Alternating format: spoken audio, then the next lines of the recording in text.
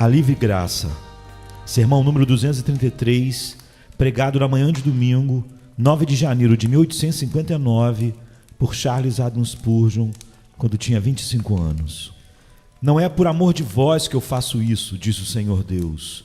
Notório vos seja, envergonhai-vos e confundi-vos por causa dos vossos caminhos, ó casa de Israel. Ezequiel 36, verso 32. Há dois pecados do homem que são criados em seus ossos, nas suas entranhas, e que continuamente fluem na sua carne. Um deles é a autodependência e o outro é a autoexaltação. É muito, muito difícil, mesmo para o melhor dos homens, se manter livre desse erro. O mais sagrado dos cristãos e aqueles que melhor entendem o Evangelho de Cristo encontram em si uma inclinação constante de olhar para o poder da criatura em vez de olhar para o poder de Deus. Uma e outra vez, a Sagrada Escritura tem que nos lembrar de que nós nunca devemos esquecer que a salvação é obra de Deus do primeiro ao último momento. E não é do homem, nem por homem algum. Não começa com um ato humano e não termina por poder humano, escolha humana ou qualquer outra coisa assim. Mas este é um dos grandes erros desta geração. Que devemos salvar a nós mesmos, ou que estamos a fazer algo na questão da salvação, que é o que a define. Sempre nos encontramos continuamente tentados, por isso, a nos afastar da simplicidade da nossa fé no poder e escolha soberana do Senhor nosso Deus na nossa salvação. Porque mesmo o próprio Abraão não era livre do grande erro de confiar em sua própria força. Deus havia prometido a ele que lhe daria um filho, Isaque, o filho da promessa. Abraão acreditou, mas enfim, cansado de esperar, ele adotou o expediente carnal de tomar para si mesmo Agar como esposa, e ele imaginou que Ismael seria certamente o cumprimento da promessa de Deus. Mas em vez de Ismael ajudar a cumprir a promessa, trouxe tristeza ao coração de Abraão, pois Deus não teria Ismael habitando com Isaque, a obra humana complementando ou participando da obra de Deus. Lança fora, diz a Escritura, a escrava e seu filho, porque o filho da escrava não será herdeiro com o filho da mulher livre. Agora nós, na questão da salvação, que temos o nosso destino em nossas próprias mãos, estamos aptos a pensar que se Deus demora muito tempo no cumprimento da sua promessa, nós podemos partir por nós mesmos para trabalhar e fazer alguma coisa. E o que vamos fazer?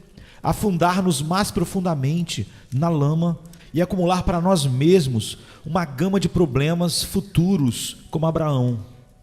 Nós lemos que pesou o coração de Abraão em enviar Ismael embora. E muitos cristãos têm sido entristecidos por aquelas obras da natureza que ele realizou com o objetivo de ajudar a Deus em sua graça soberana. Ó querido, vamos nos encontrar com muita frequência tentando executar a tarefa tola de auxiliar a onipotência e de ensinar o onisciente. Em vez de olhar para a graça sozinha para nos santificar, para nos salvar e fazer todas as coisas, encontramos-nos na adoção de regras e princípios que achamos que irá executar a obra divina de maneira mais eficaz. Nós só conseguimos trazer estragos com isso. Traremos a dor em nossos próprios espíritos. Mas se em vez disso, nós, em todos os nossos trabalhos, olharmos para o Deus da nossa salvação por ajuda e força e graça e assistência, e em seguida o nosso trabalho vai prosseguir para a nossa própria alegria e conforto e para a glória de Deus somente. Esse erro, então, eu digo, está em nossos ossos, em nossas entranhas, e sempre vai morar com a gente.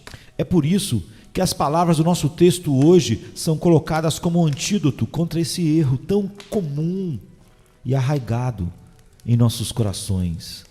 É claramente afirmado em nosso texto que a salvação é por Deus, não é por vós que eu faço isso. Ele não diz nada sobre o que temos feito, ou o que podemos fazer, ou o merecimento dos vasos de misericórdia. Todos os versos anteriores e todos os versos seguintes falam do que Deus faz. Vou separá-los de entre as nações, eu espalharei água pura sobre vós, eu te darei um coração novo, eu vou colocar o meu espírito sobre vós. É tudo sobre Deus, é tudo sobre Deus. Portanto, mais uma vez trazemos à lembrança essa doutrina, e devemos definitivamente desistir de qualquer dependência de nossa própria força e poder ou qualquer ideia de livre-arbítrio do ser humano. O outro erro ao qual o homem é muito propenso é de confiar em seu próprio mérito. Embora não haja justiça em qualquer homem, mas em cada homem há uma tendência a confiar em algum mérito imaginado. Não importa quão caído, o homem pensa assim. Por mais reprovável que seja, se vê com alguma virtude que pensa poder depender. Você vai encontrar o orgulho no bêbado mais inveterado, dizendo que pelo menos ele não é um blasfemador. Você vai encontrar o blasfemador bêbado orgulhando-se em si mesmo, dizendo que pelo menos ele é honesto. Você vai encontrar homens que nenhuma outra virtude no mundo tem, exaltando que eles imaginam ser uma virtude, o fato de que eles não professam ter qualquer virtude. Dizem, olha, eu pelo menos sou autêntico, e eles pensam ser extremamente excelente, porque eles têm a honestidade, ou melhor, o atrevimento suficiente para confessar que eles são totalmente vis. De alguma forma, a mente humana se agarra ao mérito humano. Ele sempre vai ostentar ele mesmo. E quando você tirar tudo sobre o qual você acha que poderia confiar, em breve tempo, o homem encontra outra razão para a confiança em si mesmo e em seu próprio mérito. A natureza humana, no que diz respeito ao seu próprio mérito, é como a aranha. Carrega o seu apoio em seu próprio corpo, produz sua teia para se apoiar, e parece que ele é capaz de manter a fiação para toda a eternidade. Você pode escovar para baixo uma janela das teias, mas logo faz outra. Você pode levar o fio de um lugar e você vai encontrá-lo agarrando-se ao seu dedo. E quando você procurar escová-lo para baixo com uma mão, você vai encontrá-lo agarrado na outra. É difícil se livrar. Está sempre pronto para girar sua teia e vincular-se a alguma falsa base de confiança em si mesmo, na sua capacidade, na sua liberdade, no seu mérito. É contra todo o mérito humano que estou nesta manhã para falar, e eu sinto que vou ofender muitas pessoas aqui. Estou prestes a pregar uma doutrina que é fel e vinagre para a carne e o sangue, que vai fazer moralistas justos ranger os dentes e fazer os outros irem embora e declarar que sou antinomiano e talvez pouco apto a viver e pregar.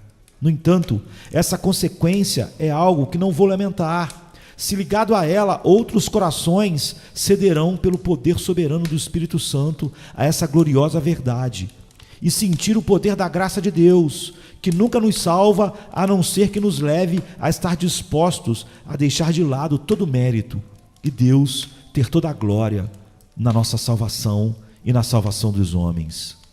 Em primeiro lugar, eu devo me esforçar para expor em geral a doutrina contida neste texto. Em segundo lugar, eu me esforçarei para mostrar a sua força e veracidade. E em seguida, em terceiro lugar, vou buscar o Espírito Santo de Deus para aplicar as lições úteis e práticas que devem ser retiradas. Então, em primeiro lugar, vou tentar expor neste texto, não por amor de vós que eu faço isso, diz o Senhor Deus. O motivo para a salvação da raça humana se encontra no coração de Deus e não no caráter ou condição do homem. Da mesma forma está no coração de Deus eleger alguns entre a humanidade. Duas corridas se revoltaram contra Deus, aquele mundo angélico e o outro, o mundo humano. Quando uma parte desta raça angélica se revoltou contra o Altíssimo, a justiça rapidamente os alcançou. Eles foram varridos dos seus lugares estrelados no céu e, doravante, eles foram reservados na escuridão para o grande dia da ira de Deus. Sem piedade mais apresentada a eles, nenhum sacrifício oferecido por eles, eles estavam sem esperança e sem misericórdia, para sempre expedidos para o poço do tormento eterno. A raça humana, muito inferior em saber, glória e etc., pecou também, e como sabemos, pecou atrozmente. De qualquer modo, se os pecados da humanidade que temos ouvido, visto e vivido, fossem colocados juntos e devidamente pesados, mal posso entender como até mesmo os pecados dos demônios poderiam ser muito mais negros do que o pecado da humanidade. No entanto, o Deus que na sua infinita justiça passou pelos anjos e deixou-lhes expiar seus crimes no fogo do inferno para sempre, foi seu prazer olhar para baixo para o homem mortal. Aqui foi a eleição, entre aspas, em grande escala, a eleição da humanidade e a reprovação do mundo angélico caído. Qual foi a razão para isso? O motivo está na mente de Deus, uma razão inescrutável que não sabemos e que, se soubéssemos, provavelmente não conseguiríamos entender. Tivéssemos eu e você sido convidados a decidir quem devia ter sido poupado ou recebido misericórdia, eu acho que é provável que deveríamos ter escolhido que anjos caídos deveriam ter sido salvos eles não são mais brilhantes? Não têm mais força mental, poderio e glória? Se eles tivessem sido resgatados, eles não iriam ter glorificado a Deus mais, como nós julgamos, do que a salvação de vermes como nós? Aqueles seres brilhantes, Lúcifer, filho da manhã, e essas estrelas que andavam em seu caminho eterno cantando a Deus, se tivessem sido lavados no sangue redentor, se tivessem sido salvos pela misericórdia soberana, que música eles não teriam levantado e cantado? O mais alto louvor eterno a Deus. Mas Deus, que faz o que quiser com o que é seu, e não deve nada a ninguém, e não dá conta dos seus assuntos, mas que lida com suas criaturas como o oleiro lida com seu barro, não tomou sobre si a natureza dos anjos, mas tomou sobre si a semente de Abraão, e escolheu homens para serem os vasos da sua misericórdia. Este fato sabemos, mas onde está a sua razão? Certamente não no homem. Não é por amor de vós que eu faço isto, diz o Senhor Deus. Notório vos seja, envergonhai-vos e confundi-vos, por causa dos vossos caminhos, ó casa de Israel. Ele diz em Ezequiel 36:32. O estranho é que aqui muitos poucos homens se levantam contra para contradizer, dizendo: eu não aceito. Notamos que, se falamos sobre a eleição de homens e não a eleição de anjos caídos, ninguém reclama por um momento. Todo homem aprova o calvinismo até que ele sente que ele abranja somente os anjos. Aí Deus pode escolher salvar ou não. Mas quando ele começa a tocar seu próprio osso e sua própria carne, em seguida ele chuta contra ele. Vamos juntos então, temos de ir muito mais longe. A única razão por que um homem é salvo e não outro não se encontra em qualquer sentido no homem salvo, mas no coração de Deus. A razão pela qual este dia o evangelho é pregado a você e não às nações distantes, onde há homens que nunca ouvirão o que vocês estão ouvindo hoje, não é, pois, que como uma raça, nação, nós somos superiores aos pagãos. Não é porque nós merecemos mais das mãos de Deus. Sua escolha da Grã-Bretanha na eleição do privilégio de ter tido tanto do evangelho, dos puritanos e etc., não é causada pela excelência da nação britânica, mas inteiramente por causa da sua própria misericórdia e graça. Não há nenhuma razão em nós porque nós devemos ter o evangelho pregado a nós mais do que qualquer outra nação ou pessoas que viveram em outras épocas. Porque nós estamos aqui e não nascemos numa época ou numa tribo distante que nunca ouviu o evangelho. Hoje, alguns de nós têm recebido o evangelho e foram alterados por ele e tornaram-se os herdeiros da luz e da imortalidade, enquanto outros são deixados ainda a ser os herdeiros da ira. Mas não há nenhuma razão em nós para sermos tomados e outros deixados. Como diz os versos, não havia nada em nós de estima e mérito, ou algo que deleitasse o Criador. Mesmo assim, Pai, nós sempre vamos cantar, porque foi a sua vontade, porque foi a sua vontade. E agora, vamos rever essa doutrina longamente. Somos ensinados na Sagrada Escritura que, muito antes deste mundo ser feito, em sua onisciência, Deus não só viu, mas decretou a queda.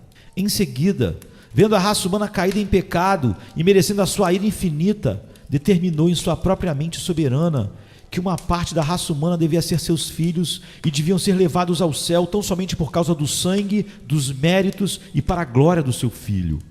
Quanto ao restante, ele deixou em seus próprios caminhos desertos, para semear o vento e colher tempestades, para dispersar crime dos seus corações que amam as trevas e herdar a punição. Agora, no grande decreto da eleição, a única razão pela qual Deus escolheu os vasos de misericórdia deve ter sido porque quis fazê-lo. Não havia nada em qualquer um deles que levasse Deus a escolhê-los. Nós todos éramos iguais, todos perdidos, todos arruinados pela queda. Todos sem o menor direito de receber da sua misericórdia, todos, na verdade, merecendo a sua vingança perfeita. Sua escolha de qualquer um e sua escolha de todo o seu povo é sem causa, na medida que você procure no homem essa causa.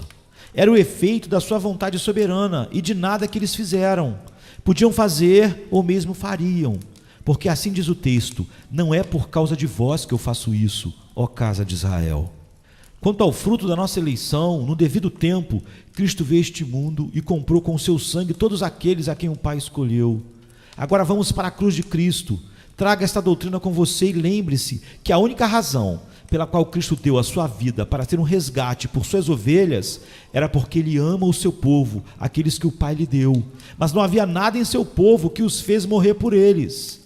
Eu estava pensando, quando vinha para cá esta manhã, se alguém imaginar que o amor de Deus foi causado por qualquer coisa em nós, seria como se um homem olhasse dentro de um poço para encontrar as nascentes do oceano, ou cavar um formigueiro para encontrar os Alpes. O amor de Deus é tão grande, tão imenso e tão infinito, que não se pode conceber por um momento que ele possa ter sido causado por qualquer coisa em nós.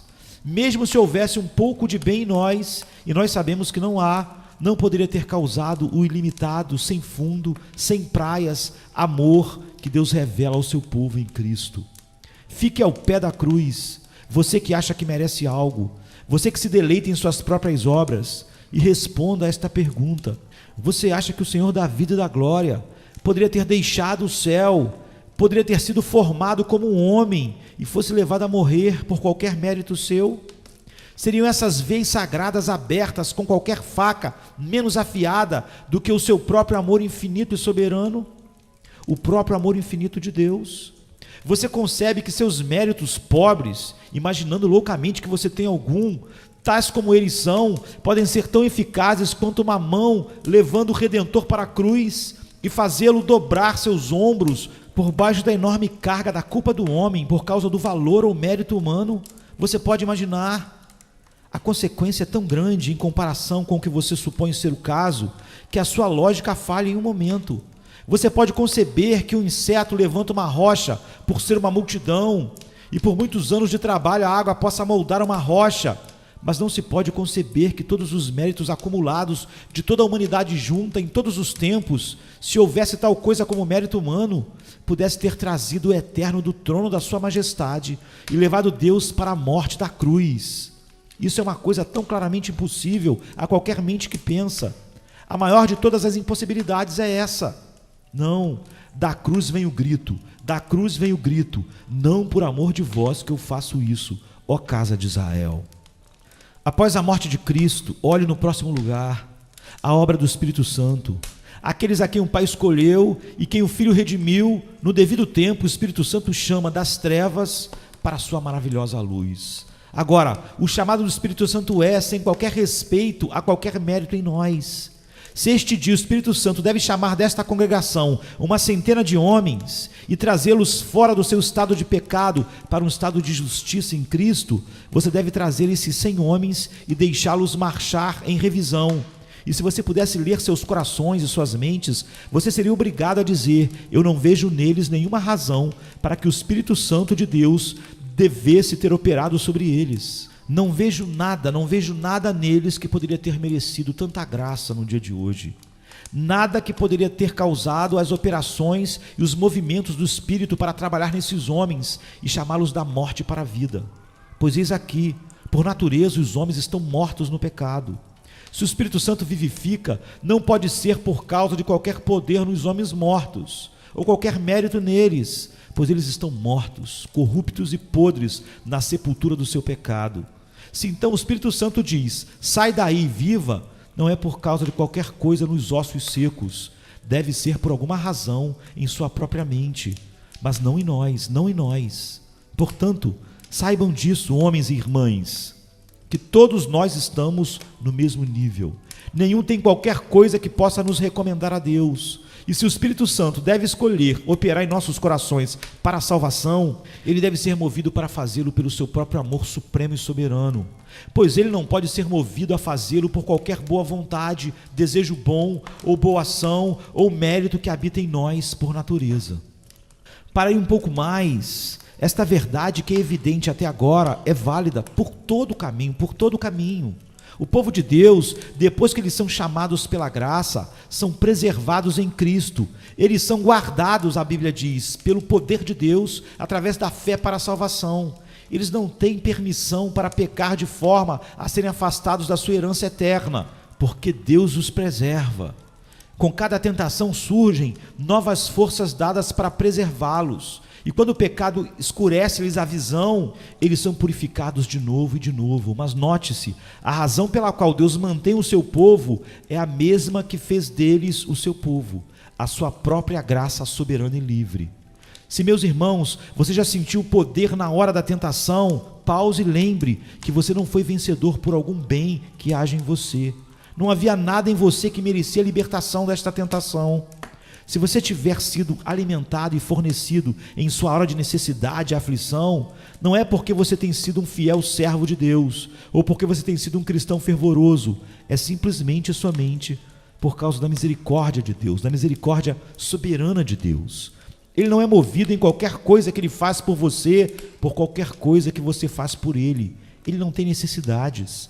Seu motivo para abençoar você se encontra total e completamente nas profundezas do seu próprio coração.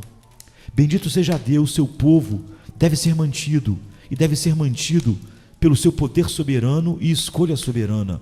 Como diz os versos, nem a morte, nem o inferno jamais removem seu favorito do seu peito. No querido seio do seu amor, eles devem para sempre descansar. Ou como diz Paulo, o que nos separará do amor de Deus que está em Cristo Jesus? Mas por quê? Porque eles são santos em si mesmos? Porque eles são santificados? Porque eles servem a Deus com boas obras? Não, mas porque em sua graça soberana Ele os amou, e irá amá-los e amá-los até o fim e preservá-los. E agora, para concluir minha exposição deste texto, não é por amor de vós que eu faço isto, diz o Senhor Deus. Notório vos seja, envergonhai-vos e confundi-vos por causa dos vossos caminhos, ó casa de Israel, como está em Ezequiel 36, 32, este continuará válido no próprio céu. Esta verdade continuará válida para todo sempre. Está chegando o dia em que todo o sangue comprado, os filhos de Deus lavados pelo sangue do Cordeiro, andarão nas ruas de ouro vestidos de branco. Nossas mãos devem em breve segurar as palmas santas. Nossos ouvidos devem ser encantados em breve com melodias celestes, e os nossos olhos se encherão com as visões transbordantes da glória de Deus na face de Cristo. Mas note-se, a única razão pela qual Deus deve nos levar ao céu será o seu próprio amor, e não porque merecíamos. Temos de lutar e lutar, mas não conquistamos a vitória porque nós combatemos. Devemos trabalhar, mas o salário no final do dia deve ser um salário de graça e não de dívida. Devemos honrar a Deus aqui, olhando em vista a recompensa, mas a devida recompensa não será dada no fundamento jurídico, mas pelos méritos do sangue de Cristo. Não será dada porque merecemos, mas que nos foi dado inteiramente porque Deus nos amou soberanamente, sem motivo que estivesse em nós. Quando você e eu e cada um de nós entrar no céu, a nossa música deve ser: não a nós, Senhor, não a nós, mas ao teu nome seja dada toda a glória. E o que é a pura verdade? Isso não é um exagero ou um mero exagero de gratidão poética cantado. Deve ser verdade. Seremos obrigados a cantá-la, porque não poderíamos cantar qualquer outra coisa. Devemos sentir que não fizemos nada, e que não éramos nada, mas que Deus fez tudo isso, que não tinha nada em nós para ser motivo dele fazê-lo, mas que o seu motivo estava em si mesmo, em seu coração, em sua vontade soberana. Portanto, a ele será dada cada partícula da honra para todo sempre, pela salvação do seu povo. Agora, isso é o significado do texto. Não é por amor de vós que eu faço isto, diz o Senhor Deus. Notório vos seja, envergonhai-vos e confundi-vos por causa dos vossos caminhos, ó casa de Israel. Esse é o significado. É desagradável para a grande maioria, mesmo dos cristãos professos em nossa geração. É uma doutrina que requer uma grande quantidade de sal, ou então poucas pessoas vão recebê-lo. É muito desagradável para eles. No entanto, aí está: seja Deus verdadeiro e todo homem mentiroso. Sua verdade devemos pregar, e isso devemos anunciar. A salvação não é dos homens, nem por homem, nem por vontade da carne, nem do sangue, nem do nascimento, mas da vontade soberana de Deus, e somente de Deus. E agora, em segundo lugar, eu tenho que ilustrar este texto. Considere o caráter do homem por um momento. Isso vai nos humilhar e confirmar esta verdade em nossas mentes. Deixe-me dar uma ilustração. Vou considerar o homem como um criminoso. Ele certamente é tal aos olhos de Deus, e eu não estou difamando ele. Suponhamos agora que é um grande criminoso que é finalmente ultrapassado, capturado no seu pecado e preso em Newgate. Ele cometeu alta traição, assassinato, rebelião e toda a iniquidade possível. Ele quebrou todas as leis do reino, cada uma delas. O clamor público está em todos os lugares. Este homem deve morrer. As leis não podem ser mantidas a menos que ele seja feito o exemplo do seu rigor. Aquele que não traz a espada em vão deve deixar ela sentir o gosto do sangue culpado. O homem deve morrer, ele abundantemente merece. Você olha sobre o seu caráter, você não pode ver um traço redentor solitário. Ele é um criminoso completo. Ele tem tanto tempo perseverado na sua iniquidade que você é obrigado a dizer: o caso é sem esperança com este homem. Seus crimes têm tal agravamento, não podemos fazer um pedido de desculpas para ele, mesmo que devêssemos tentar. Nem a astúcia própria dos jesuítas podia conceber qualquer pretensão de desculpa, ou qualquer esperança de um fundamento para este infeliz abandonado. Deixe-o morrer. Agora, se Sua Majestade a Rainha, tendo em suas mãos o poder soberano de vida e morte, escolhe que este homem não morrerá, mas que ele deve ser poupado, você não vê tão claro como a luz do dia que a única razão que pode movê-la para poupar o homem deve ser sua própria compaixão e seu desejo? Pois, como já falamos, não há nada no caráter do homem que possa ser um pedido de misericórdia, mas que, pelo contrário, todo o seu caráter clama por vingança contra o seu pecado e crime. Quer queiramos ou não, esta é apenas a verdade sobre todos nós. Este é apenas nosso caráter e posição diante de Deus. Meu ouvinte, você pode voltar-se contra o seu calcanhar, revoltado, ofendido, mas há alguns aqui que sentem ser solenemente verdadeiro em sua própria experiência, e eles vão, portanto, beber na doutrina, pois é a única maneira pela qual eles podem ser salvos. Meu ouvinte, a sua consciência talvez está dizendo a você esta manhã que você pecou de forma tão horrenda que não há uma entrada sequer para um raio solitário de esperança em seu caráter. Você adicionou a seus pecados este grande pecado, se rebelou contra o Altíssimo desenfreadamente e perversamente, mesmo ele te dando vida e sustento dia após dia, segundo após segundo. Se você não tiver cometido todos os pecados no calendário do crime, foi porque a providência tem restringido sua mão. Seu coração tem sido preto o suficiente para cometer qualquer pecado. Você sente que a vileza de sua imaginação e desejos alcançou a consumação de culpa humana completa. Seus pecados têm prevalecido contra você e estão sobre a sua cabeça. Agora, ó homem, a única base sobre a qual Deus pode salvá-lo é o seu amor soberano e escolha soberana. Ele não pode salvá-lo porque você merece, porque você não merece isso, porque não há nenhuma desculpa que você possa manifestar por seus pecados. Não, você está sem qualquer desculpa e você sente isso. Louve seu querido nome, que ele desenvolveu esta maneira pela qual ele pode salvá-lo sobre a base do seu próprio amor soberano e graça, sem nada em você, sem nenhum mérito em você. Eu quero que você volte para Newgate novamente, a este criminoso ali preso para morrer. Supomos agora que este criminoso seja visitado por Sua Majestade em pessoa. Ela vai a ele e ela lhe diz: rebelde, traidor, assassino, eu tenho compaixão no meu coração por você. Você não merece isso, mas eu vim neste dia para você, para lhe dizer que se você se arrepender, você deve ter misericórdia das minhas mãos. Suponhamos que este homem, se erguendo, comece a amaldiçoá-la, a amaldiçoar este anjo de misericórdia no rosto dela, na face dela, e cuspa sobre ela, e blasfeme totalmente, e lance maldições sobre sua cabeça. Ela se levanta, ela vai embora, mas é tão grande em sua compaixão que no dia seguinte ela envia um mensageiro, e dias e semanas e meses e anos. Ela envia continuamente mensageiros, e estes vão para ele e eles dizem: se você se arrepender de suas transgressões, você terá misericórdia, não porque você merece, mas porque Sua Majestade é compassiva. Você vai se arrepender?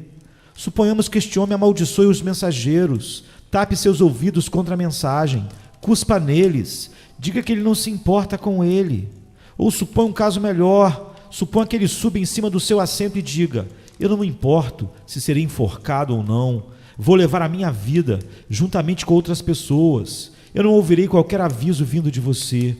E suponha que, pior do que isso, levantando-se do seu assento, ele se entregue novamente a todos os crimes pelos quais ele já foi condenado, e mergulhe de cabeça de novo para os mesmos pecados que trouxeram o seu pescoço sob a corda da forca. Imagine se a rainha mandasse seu filho a este homem e ele matasse o filho da rainha. Agora, se Sua Majestade poupar um homem como aquele, em que termos ela pode fazer isso? Você diz: ora, ela não pode, a menos que ela faça isso por uma ação soberana de misericórdia. Ela não pode fazer por causa de qualquer mérito nele, porque tal besta como essa deve morrer. E agora, o que somos, você e eu, por natureza, a não ser este homem? E o meu ouvinte não convertido, o que é isso, exceto uma foto precisa de você mesmo? O próprio Deus não visitou sua consciência? E ele já não disse: pecador, vem agora, vamos raciocinar juntos. Ainda que os vossos pecados sejam como a escarlata, eles se tornarão brancos como a lã. E o que você fez? Tapou seus ouvidos contra a voz da consciência, amaldiçoou e xingou a Deus, tem blasfemado o seu santo nome por suas atitudes, desejos, desprezou a sua palavra e protestou contra os seus ministros. Todos os homens, por natureza, amaram as trevas e odiaram a luz. E este dia, mais uma vez, com lágrimas nos olhos, um servo de Deus veio para você, e sua mensagem é: crê no Senhor Jesus Cristo e serás salvo. E o que você vai fazer? Se você for deixado em si mesmo, sem a ação soberana do Espírito Santo, você vai rir da mensagem, vai odiar a mensagem da cruz, ela é um escândalo para o coração natural, você vai desprezá-la. E você vai embora a desprezar Deus mais uma vez, como já fez antes. Por todos esses anos que Ele faz você viver, nele você existe, se move e respira. Você não vê então que se Deus te conservar e te chamar eficazmente um dia, não pode ser por causa de vós mesmos, mas deve ser por seu próprio amor soberano e infinito. Não pode ser por qualquer outro motivo, desde que o homem rejeitou o Pai, rejeitou a Cristo, desprezou o seu Evangelho, pisou o sangue de Jesus e se recusou a odiar o seu pecado e ser salvo, mas amou cada pecado, desejando cada vez mais. Essa é a história de todo homem.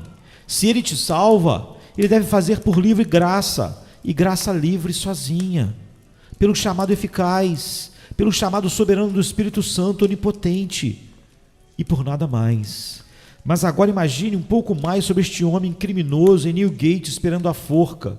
Não contente em ter pecado e adicionado pecado a mais pecado, e ter rejeitado totalmente a misericórdia de Deus, este desgraçado incansavelmente se emprega em ir ao redor de cela em cela, onde outros confinados estão, endurecendo seus corações, também contra a misericórdia da rainha, também falando contra esse Deus.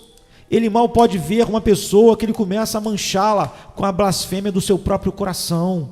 Ele profere coisas prejudiciais contra a majestade que o poupa e se esforça para fazer os outros tão vis como ele mesmo, dizendo que o seu pecado não é pecado, chamando luz de trevas e trevas de luz. Agora, o que a justiça diz?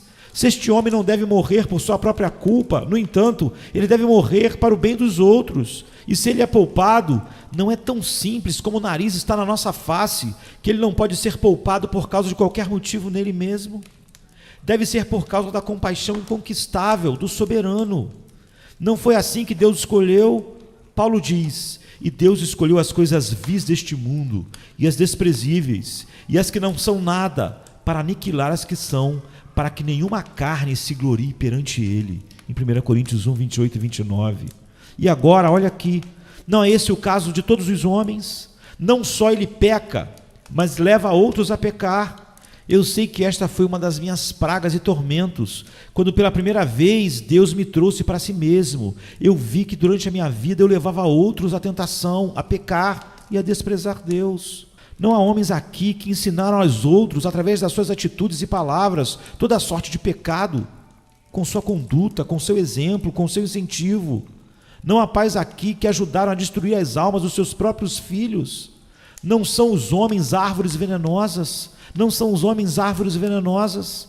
Você estica seus galhos e de cada folha não cai veneno sobre aqueles que vêm sob a sua gama mortal. O homem natural não é uma praga para si mesmo apenas, mas para todos que estão à sua volta. Ele é um estímulo ao pecado e à rebelião contra Deus. Homens e governos não gastam dinheiro para convencer os homens à maldade. Não haverá aqui alguns homens que têm seduzido os outros, que têm enganado aqueles que eram aparentemente mais piedosos e que são talvez tão endurecidos que eles se gloriam nisso? Não contente em ser maldito, você está procurando levar outros para o poço também. Pensando não ser suficiente estar em inimizade contra Deus, você quer, e todo homem natural quer, imitar Satanás, e imita, arrastando outros consigo em sua rebelião. fazendo, como disse Jesus, a vontade do seu Pai, que foi mentiroso desde o princípio. Ó meu ouvinte, não é este o seu caso? Não é o caso de todo homem natural? Teu coração não confessa essa realidade? Lembre-se então, isso é a verdade. Se Deus salvá-lo, deve ser porque Ele quer fazê-lo soberanamente. Não pode ser porque haja nada de bom em você, pois agora você merece morrer. E se Ele poupar você, deve ser por amor soberano e soberana graça. Vou usar apenas uma outra ilustração e em seguida eu acho que devo ter feito o texto suficientemente claro. Não há tanta diferença entre o preto e um tom mais escuro de preto, como há entre o branco puro e o preto. Todos podem ver isso. Então não há tanta diferença entre o homem e o diabo como existe entre Deus e o homem. Deus é a perfeição. Estamos enegrecidos com o pecado. O diabo é apenas uma sombra mais escura disso. E grande como pode ser a diferença entre o nosso pecado e o pecado de Satanás, no entanto, não é tão grande como a diferença entre a perfeição de Deus e a imperfeição e a maldade absoluta dos homens. Agora, imagine por um minuto que em algum lugar, numa terra distante, deva haver uma tribo de demônios vivendo, e que você e eu tivéssemos em nosso poder salvar esses demônios de alguma ira que ameaça alcançá-los para sempre. Se você ou eu tivéssemos que ir até lá e morrer para salvar os demônios, o que poderia ser a nossa motivação? Pelo que sabemos do caráter de um diabo, de um demônio, o único motivo que poderia fazer-nos fazer isso deve ser uma vontade soberana e totalmente merecida. Não poderia ser de outra forma. Só podia ser porque temos um grande plano soberano e misericordioso para alcançar esses demônios. Bem, agora não há tanta diferença entre o homem e o diabo como entre Deus e o homem. Sim, então, o único motivo que poderia fazer os homens salvar um demônio devia ser um amor soberano e uma vontade soberana, e nada vindo do mérito daqueles demônios. Não é seguir a lógica com força irresistível que o único motivo que poderia levar Deus a salvar os homens deve ser o próprio amor soberano e escolha soberana de Deus? De qualquer forma, se isso não for razão suficiente para o teu coração endurecido, o fato indiscutível é, Deus diz, não por amor de vós que eu faço isso, ó casa de Israel. Deus nos vê abandonados, malignos no coração, maus e merecendo a sua ira, e não importa se Ele olha agora ou olha para o futuro, sem a intervenção dEle é tudo que Ele pode ver em nós. Se Ele nos salva, é o seu imenso amor soberano, sua soberania insondável que o leva a fazer isso, absolutamente nada em nós. Não é por amor de vós que eu faço isso, diz o Senhor Deus. Notório vos seja, envergonhai-vos e confundi-vos por causa dos vossos caminhos, ó casa de Israel, diz Ezequiel 36:32. E agora, tendo assim pregado esta doutrina e exemplificado, eu venho a uma aplicação prática muito solene. E é aqui que Deus, o Espírito Santo, me ajude trabalhando em seus corações soberanamente. Em primeiro lugar, uma vez que esta doutrina é verdadeira, quão humilde um homem cristão deveria ser. Se você é salvo, você não tem nada a ver com isso. Deus fez isso, e Deus fez isso sozinho. Se você é salvo, você não merece isso. É misericórdia merecida que você recebeu, misericórdia soberana.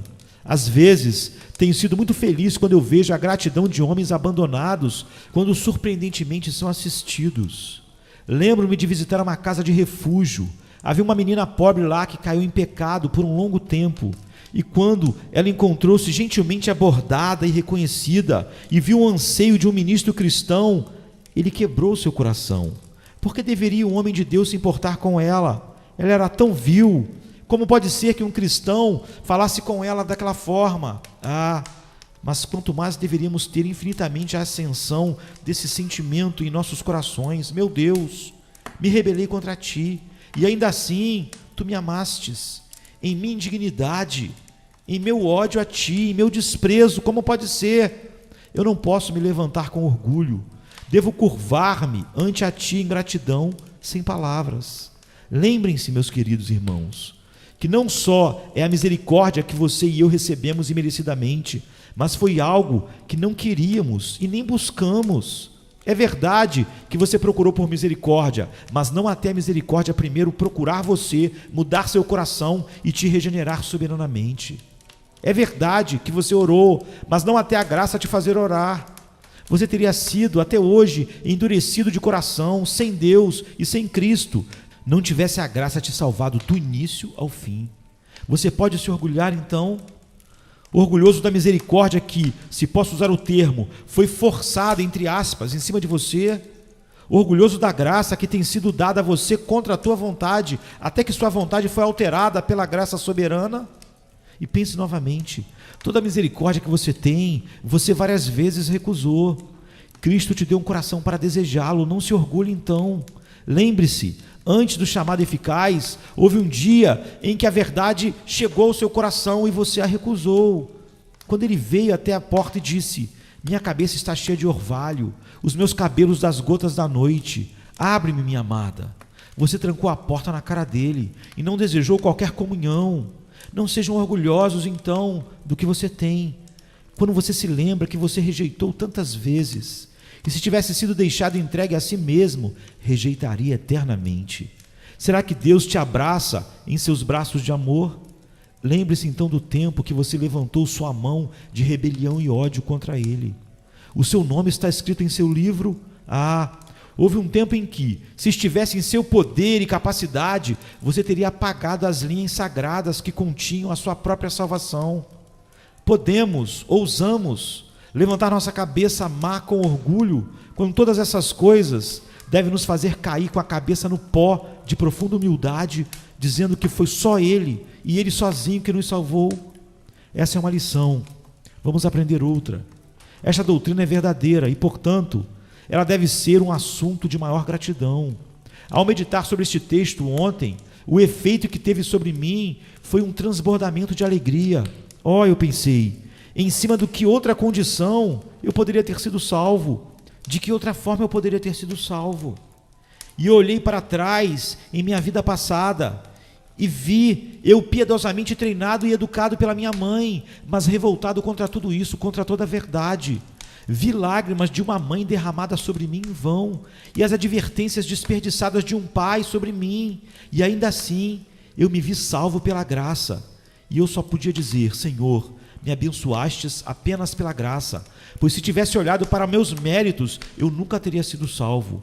Se tu tivesses esperado até que houvesse algo de bom em mim, tu terias esperado até que eu afundasse na irremediável perdição do inferno, pois nunca teria sido ou tido algo bom em mim. Eu jamais teria desejado a ti, pois eu amava as trevas e tu és a luz. A menos que tu tivesses colocado isso soberanamente em mim pela primeira vez lá, me dando um novo coração. Então eu pensei imediatamente: como eu poderia ir e pregar para o pobre pecador amanhã? Deixe-me tentar, se eu não puder. Deixe-me tentar pregar para ele, Deus, pela tua imensa misericórdia. Pecador, você diz que não se atreve a vir a Cristo porque você não tem nada para recomendar você. Ele não quer nada para recomendar você. Ele não vai salvá-lo se você tiver alguma coisa para recomendar você. Ou você pode pensar: vou a Cristo com brincos nas orelhas e joias belas e caras e belo. Ele diz para você: não é por sua causa que eu faço isso. Você pode dizer: eu vou lavar o rosto, me cobrir com ouro e prata das minhas boas obras, e dizer: Senhor, salva-me, eu me lavei, eu me vesti, eu me preparei. Mas ele dirá: vai embora, não é por tua causa que eu faço isso. Ou você pode ir para o ponto oposto e dizer: Senhor, eu estou colocando uma corda no meu pescoço, eu estou me vestindo de saco e jogando cinzas na minha cabeça, veja quão arrependido eu estou, veja como eu sinto a minha necessidade, agora salva-me. Não, ele diz, eu não iria salvá-lo por conta das suas vestes de ostentação, da sua bondade e mérito, e agora não vou poupar você por causa dos seus trapos imundos. Se eu te poupar, não será por nada em você. Se eu salvá-lo, será por algo em meu coração, não qualquer coisa que você sinta, seja ou imagine merecer. Querido, mas se hoje você vai a Cristo e diz: Senhor Jesus, não há nenhuma razão no mundo porque eu deveria ser salvo. Senhor, eu não posso ver qualquer fundamento para isso. Eu mereço estar perdido. Eu não tenho nenhuma desculpa para dar por todos os meus pecados, nem para um deles. Eu não tenho nenhuma desculpa para oferecer. Senhor, eu mereço a tua fúria infinita e eterna, e não há nada em mim porque eu deveria ser salvo, pois se tu chegasses a me salvar, eu nada seria a não ser apenas um pobre cristão. Afinal de contas, temo que nos meus frutos e trabalhos tu em nada serás honrado. Gostaria que pudesse honrar, mas a sua graça deve torná-los bons, ou então, mesmo eles ainda vão ser muito ruins. Mas, Senhor, embora eu não tenha nada para trazer e nada a dizer por mim mesmo, em favor de mim mesmo, ou ver algo em mim mesmo, eu digo isso: ouvi dizer que tu vieste ao mundo para salvar os pecadores. Ó Senhor, salva-me, eu sou o principal dos pecadores. Confesso neste momento que eu não sinto como eu deveria sentir, nem neste momento. Eu não luto como deveria, não tenho nenhum arrependimento que pudesse me recomendar de tão fraco e indigno que é o meu próprio arrependimento. Não, Senhor, não tenho fé para me recomendar de forma nenhuma, porque eu não acredito em tua promessa como eu deveria. Mas eu me agarro a esse texto. Senhor, disseste que não faria isso por minha causa. Agradeço-lhe que tenha dito isto. Tu não poderias fazer isso por minha causa, pois não existe nenhuma razão pela qual deva fazê-lo.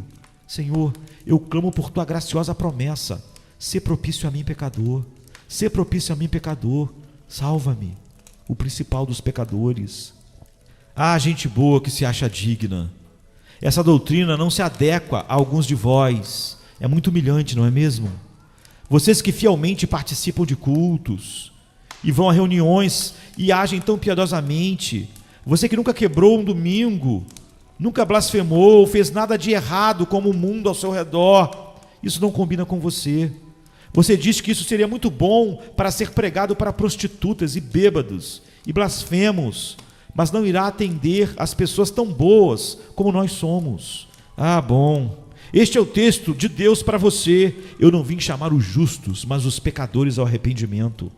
Você acha que tem algum mérito, acha que de alguma forma fez algo ou pode fazer algo para merecer algo de Deus. Você não precisa de um médico, mas sim os doentes. Siga o seu caminho. Cristo não veio para salvar homens como você. Você acha que pode salvar a si mesmo? Você acha que pode ser salvo por um ínfimo sendo atribuído a você mesmo? Faça e pereça na sua tentativa. Mas eu sinto que o mesmo evangelho que se adapta a uma prostituta serve para mim, e que essa graça que salvou o Saulo de Tarso deve me salvar. Ou então eu nunca poderia ser salvo. Venham, vamos todos juntos. Todos nós somos culpados. Alguns parecem mais, outros menos, mas todos irremediavelmente e eternamente culpados. Vamos juntos para os cabelos da sua misericórdia. Vamos nos prostrar lá. Embora não ousemos olhar para cima, vamos ficar lá no pó e suspirar outra vez: Senhor, tenha misericórdia de nós. Senhor, sê propício a nós pecadores. Como diz o hino: assim como eu sou, sem um fundamento, mas pelo seu sangue que foi derramado por mim, e que me ordenas a ir ter contigo, ó Cordeiro de Deus, eu venho, e não trago nada, a não ser pecados. Venha com a sua misericórdia. Pecador, vem agora, peço-vos, rogo-vos, vem agora. Ó Espírito de Deus, ó Espírito do Deus vivo, transforme-os agora, regenere. Que essas palavras fracas, frágeis, sejam um meio que tu usas para atrair eficazmente almas e chamar soberanamente a Cristo. Você vai rejeitar o meu mestre de novo? Você vai sair desta casa endurecido mais uma vez? Você pode nunca mais ter esses sentimentos como os que estão sendo despertados em sua alma. Queira que esses sejam sentimentos despertados, que sejam o início do chamado eficaz do Espírito em seu coração. Vem agora receber a sua misericórdia. Agora dobre seus pescoços dispostos para o jugo de Cristo. E então eu sei que você deve ir embora para provar para sempre o seu amor fiel e finalmente um dia cantar no céu a canção dos redimidos. Aquele que nos amou e nos lavou de nossos pecados no seu próprio sangue, a Ele e somente a Ele a glória para sempre. Amém. Não é por amor de vós que eu faço isso, diz o Senhor Deus. Notório vos seja, envergonhai-vos e confundi-vos por causa dos vossos caminhos, ó casa de Israel. Como é doce a livre e soberana graça declarada por Ezequiel aqui. Que possamos recordar os versos do hino que diz: Ó grande e eterno Jesus, príncipe alto e poderoso da paz, como as tuas maravilhas brilham resplandecente nas maravilhas da sua graça. Teu rico evangelho despreza condições, respira a salvação livre como ar, apenas respira a misericórdia triunfante sobre a culpa desconcertante e todo o desespero. Ó a grandeza do evangelho, como sou o sangue purificador, mostra a compaixão de um Salvador, mostra o coração terno de Deus, só trata de amor eterno, transborda a graça toda abundante, pois nada mais dá vida e perdão, redenção completa e paz sem fim. Amém, queridos? Amém. A livre graça, sermão número 233, pregado na manhã de domingo, 9 de janeiro de 1859. Charles Haddon Spurgeon, 1834-1892.